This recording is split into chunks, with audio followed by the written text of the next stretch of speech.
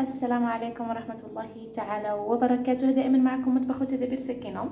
اليوم جيت نحضر معكم عشاء خفيف ظريف كما راكم تشوفوا، يعني مقادير بسيطة وكل شيء بسيط. هنا راه عندي 3 حبات بطاطا مقطعاتهم على حسب افراد العائلة. انا عندي غير 3 حبات بطاطا قطعتهم دي بتي مورسو، تحبوا تقطعوهم دي بتي مورسو، تحبوا تعملوهم دي غونديل كما تحبوا تقطع، اختياركم.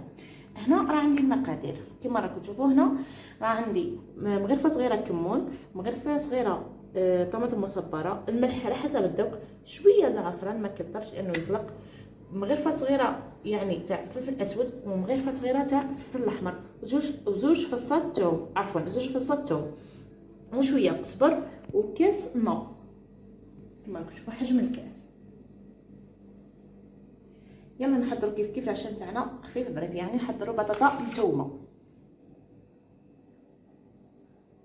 راح نحط في لاكوكوط نتاعي الزيت، ونحط البطاطا وهاد لي سيبيس الثوم نربيها. اذا صحاب الدار يحبوا ياكلوا الثوم صح، ما يحبوش ياكلوا الثوم كما راهم ارميهم في لاكوكوط ومن بعد نحيوهم. تبعوني. انا عملت الزيت نتاعي على حسب كيما تحبوا نتوما. عملت البطاطا نتاعي رميتها في لاكوكوط، راح نزيد عليها هذوك لي زيبيس ونربي هذاك الثوم تاعي راني ربيتها. راني نزيد عليها لي زيبيس ونحطها تتقلب غير شويه، ونزيد عليها هذاك الكاس تاع الماء. راني حطيت لي زيبيس تاعي اللي ذكرت معكم من قبل، راح نخليها تتقلى. اذا حبيتوا تزيدوا معها دي بتي مورسو تاع الدجاج زيدوا معها، يعني الدجاج يطيب بالخف يجيو كيف والنار تكون قليله كي تطيبوا. راح نخليها تتقلى شويه وعاد نزيد عليها داك الكاس تاع الماء. يعني تحبوا تعملوا الماء حامي ولا تعملوا الماء بارد، يعني نفس المشكل زعما نفس كيف كنحسوا لي، يعني كيف ماشي زعما لازم لكم الماء حامي ولا الماء بارد، لا كيما تحبوا نتوما.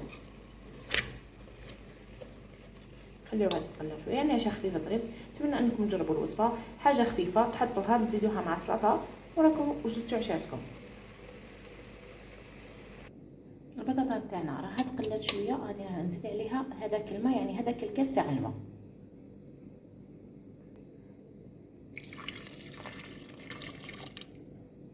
شفتوا شحال الكميه تاع الماء، يعني الكميه تاع الماء قليله، وتحطوه على النار يعني ناقصه كامل، وتبلعوا على لاكوكوط وتخليوها تصفر، يعني مده 4 ساعات تكون عندكم البطاطا تاعكم طايبه وواجده.